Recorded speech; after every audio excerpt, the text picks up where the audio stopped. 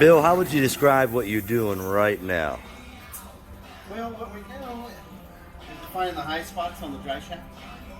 We're heating them up and then shrinking them back down to size. And what does that do? We're just straightening the dry shaft. Okay, thank you, appreciate that. I know some rhetorical, but this is good for... It definitely gets brutal. So as you check those, you can tell where the problem areas are, correct? Yep, exactly. Just like a tire machine.